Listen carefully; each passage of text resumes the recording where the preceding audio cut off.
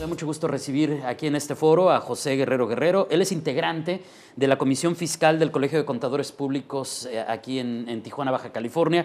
Contador, ¿cómo estás? Muy buenos días. Buenos días, David. Muy bien. Muchas gracias por la invitación. Oye, pues seguimos analizando con diferentes expertos en el área, como lo son quienes integran el Colegio de Contadores, el tema de cómo nos han afectado las reformas a los contribuyentes. Por ejemplo, te decía, en el tema de las declaraciones anuales, se reportaba oficialmente que ha habido más declaraciones. Correcto. Pero ¿cómo es que se da esta visión, contador, de que están aumentando las declaraciones, pero no necesariamente la recaudación?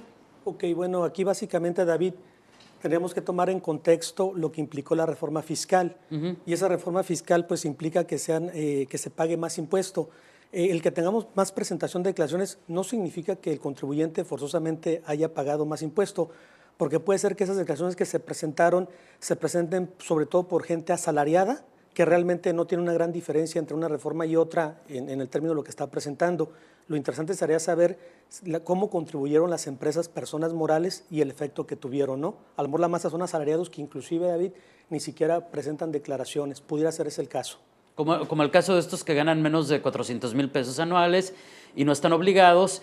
Y tengo entendido, contador, que si lo hacen porque es opcional, pues a lo mejor incluso ahí obtienen el regreso de algunos impuestos. Entonces, digamos, hay varias vertientes cuando hablamos de esta situación. Sí, lo que pasa es que realmente en una persona física cuando opta, hay el requisito que tú comentaste para estar obligado a presentar la declaración, pero existe también la opción de hacerla. ¿Cuándo ejerces esa opción, David? Cuando realmente tienes muchos gastos en el ejercicio, gastos que te permitan que son deducciones para persona física, como gastos médicos, gastos dentales, y entonces los aplicas. Con la reforma, parte de eso viene limitante. De hecho, hoy en día, si tú vas con un doctor y el pago no lo haces a través de una tarjeta de débito directamente por transferencia, no es deducible, cosa que en el año pasado sí podría ser. Entonces realmente hay un efecto en esa parte en lo que el contribuyente deja de deducir y teóricamente tendría que pagar más impuesto. Claro, entonces finalmente no necesariamente se cumple lo que decíamos hace un momento, que hubiera mayor recaudación. Ahora, ahí estamos platicando esta mañana con José Guerrero, él es integrante de la Comisión Fiscal del Colegio de Contadores Públicos. Hay algunos especialistas que dicen que al final de este 2015 el saldo va a ser de que haya disminuido la recaudación. ¿Tú estarías de acuerdo con esta visión y por qué podría suceder esto? Bueno, aquí, David, tendremos que tomar primero los informes finales de qué es lo que resultó de toda la reforma. Yo lo que te diría que la reforma 2014 tan drástica que vino en cuanto a las limitaciones de deducciones prácticamente para todos los sectores, ha intimidado a algunos contribuyentes y a lo mejor no se han animado, inclusive si alguien tenía ganas de arrancar alguna operación 2014-2015, ha estado temeroso por cómo está la reforma. Y lo otro es que la reforma realmente, David, contemplaba realmente una base más alta para el pago de impuesto. Sin embargo, ha habido cierta presión de algunos sectores y se tuvieron que sacar algunos decretos. Por ejemplo, la industria maquiladora tiene un decreto para poder deducir prácticamente el total de pagos por cuestiones exentas, percepciones exentas a los trabajadores. Hay un decreto muy específico, eso lógico hizo que disminuyera la recaudación porque tiene una base de deducción un poquito más alto. Te diría que en el mes de marzo, inclusive la autoridad sacó un decreto para apoyar un poquito a los prestadores de servicios contratistas de las empresas constructoras y era referente a aclarar que estos contratistas no están obligados a trasladar el IVA. De una otra manera, la autoridad había dicho también que en el régimen de incorporación fiscal, los famosos RIF, tenías un año nada más de exento al 100%.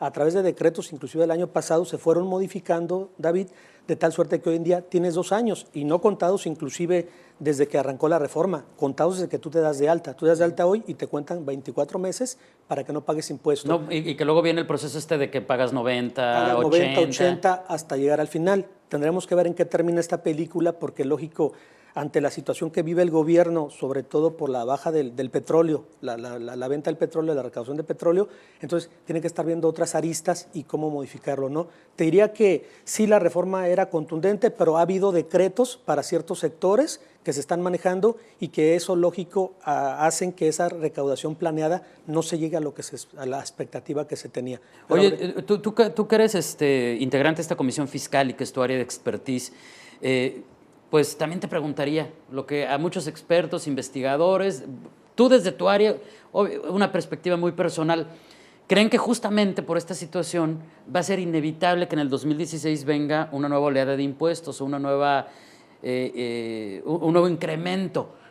¿Sí crees que viene por ahí el 2016? mira, David, tendríamos que creer en lo que dijo el presidente de la República, Peña Nieto, donde estableció un acuerdo de certidumbre jurídica que implica que al menos en su mandato los impuestos no cambiarían, no habría modificaciones. Esa fue la promesa. Esa es la promesa, esperemos que la pueda cumplir. Ahora, como te dije bien, sí la reforma está tan drástica que la verdad yo no veo la posibilidad o no visualizo la posibilidad de meter más impuestos o diferentes bases.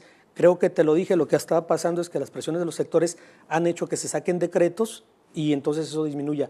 No creo que cambie porque fue una promesa que hizo el PRI y ahorita en cuestiones electorales y como estamos, creo que debemos mantener los caminos. Y si lo hay, pues no veo qué sector pudiera hacer porque realmente la reforma 2014, David, que nos está impactando en 2015, lógico, y sigue hacia adelante, fue muy drástica y abarcó todos los sectores. Te diría que prácticamente todos. Hablando del tema ese que nos comentabas hace un momento del temor y el caso de los RIFs y demás, muchos han adoptado el concepto que seguramente ya has escuchado más de una vez de terrorismo fiscal.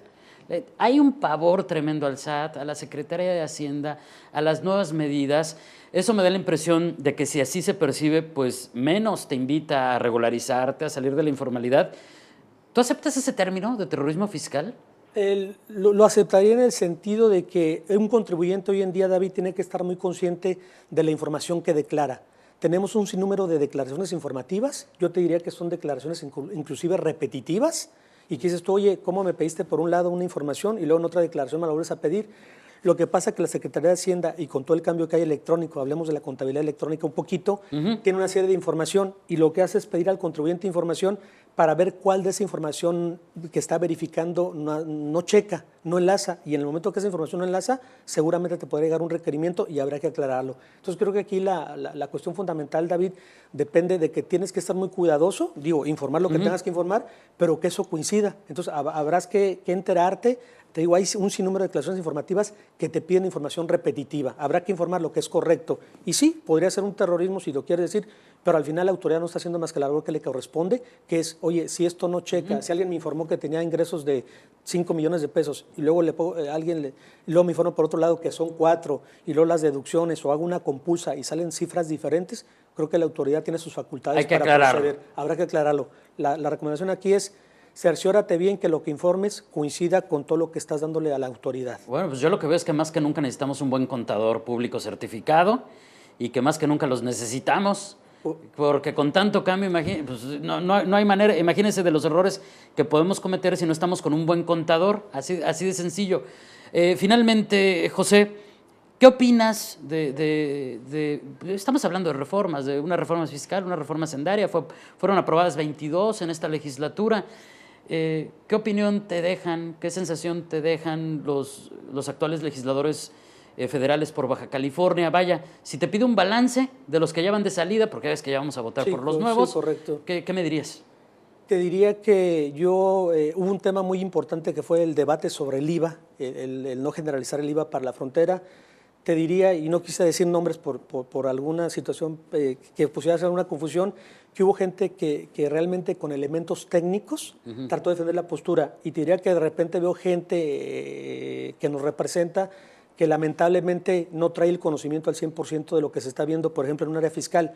Entiendo que no tendrías que tenerlo al 100%, porque igual puede ser un doctor el que esté, como hoy en día en el ayuntamiento tenemos a un doctor dirigiendo esto en el municipio, pero sí que se acerque a los asesores que conozcan, que si es un tema fiscal, que se acerque al colegio. El colegio tiene mucho profesionista con mucha capacidad en la parte técnica fiscal, y hablo de mis compañeros. Entonces yo creo que el secreto de esto es acércate. Creo que hay desconocimiento, David. Veo las propuestas ahorita, los momentos que se está esperando aquí, vi la entrevista muy rápido con María Luisa y todo, y de repente creo que los políticos mandan mensajes que alguien les dice, pero el mensaje puede ser muy irreal o no se va a lograr en un contexto que tú quisieras. Entonces yo creo que hay que estudiar, hay que analizar, y si no lo sabes, David, apóyate con la gente que sabe, si es económico, si es político, si es social, si es fiscal, nosotros con mucho gusto en el colegio los podemos apoyar. Y es que claro, nadie puede ser experto en todas las áreas, correcto, pero entonces hay que buscar al asesor adecuado. Correcto. Eso creo que sin duda es una gran lección y un mensaje muy importante para todos los candidatos o todos quienes en algún momento quieran un puesto de poder político, ¿no? Correcto, David, que se apoyen. Dijiste algo muy importante.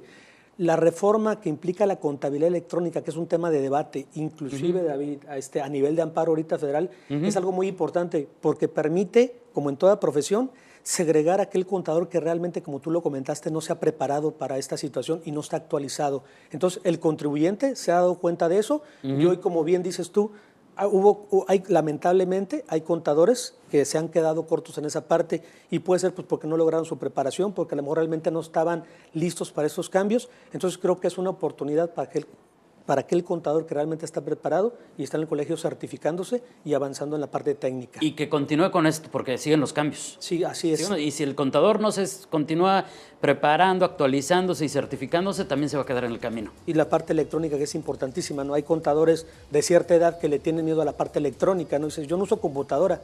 Gente que hacía a lo mejor en cédulas de Excel o a mano, cosas. Entonces yo creo que es importante saber que los cambios vienen, las reformas, y habrá que aplicarlas de la mejor manera. José, muchísimas gracias. Al contrario, gracias por la invitación. Por aquí te esperamos muy pronto para seguir platicando de estos y otros temas que estoy seguro que a cientos de miles de bajacalifornianos nos interesan. Muy amable, un placer estar con ustedes. Gracias y buenos días. Es José Guerrero, integrante de la Comisión Fiscal del Colegio de Contadores Públicos.